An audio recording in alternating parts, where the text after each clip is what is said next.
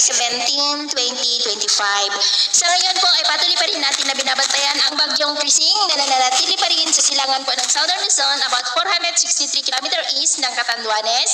Nataglay ang lakas ng hangin na umaabot po sa 55 km per hour habang kumikilos po pa-westward, ngunit sa susunod na mga oras at posibleng kikilos na yan pa-west-northwestward, bahagyang paakyat at bukas, posible po na nandyan na sa silangan ng Cagayan at hindi pa rin inaalis ang posibilidad na nagbabanta na tatama dito po sa may Cagayan o sa mga isla ng extreme Northern Luzon bukas ng hapon o Sabado. Pero posible pa po na magbago ang forecast nito kaya patuloy po tayong mag-antabay sa mga susunod po na updates. At maliban po kay bagyong Krising ay paghandaan rin natin ang paglakas lalo ng habagat na magdudulot naman ng mas malalakas na ulan sa kanluran po ng ating bansa. Dahil po kay bagyong Krising ay posibleng itaas ang wind signal number 1 sa ilang bahagi ng Cagayan Valley o dyan sa may Catanduanes sa lalo pa na paglapit ng bagyo at posibleng aabot hanggang sa wind signal number 3 o wind signal number 4 ang itataas na wind signal sa lalo pa na paglapit ng bagyo at paglakas po nito.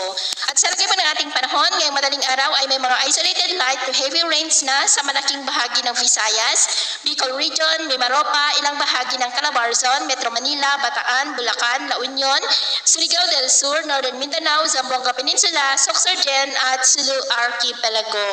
At mamaya po ay sisikat naman ng araw sa malaking bahagi ng bansa pero may tsansa pa rin ng cloudy skies with isolated light to heavy rains sa malaking bahagi pa rin ng Visayas, Bicol Region, Mimaropa, Quezon, Bataan, Metro Manila, Cavite, Batangas, Zamboanga Peninsula, Northern Mindanao, Sorsogon, Dinagat Island, Siargao, Basilan at Holo-Sulu. At mamayang hapon, mas maraming lugar na ulit ang makakaranas ng mas maulap na kalangitan with isolated rains sa malaking bahagi ng Luzon, Visayas at western section ng Mindanao. Kaya mag-ingat po tayo dahil posible pa rin ang mga banta ng mga pagbaha at pagguho ng lupa. At sa atin naman po mga baybayin, maalon po ngayon sa baybayin ng Catanduanes at po sa kanlurang baybayin ng Palawan. Ang mga alon dyan ay posibleng aabot hanggang sa 1.8 to 2.2 meters height. Kaya hanggat maaari po ay iwasan na muna natin ang papalaot dyan sa mga may kulay pula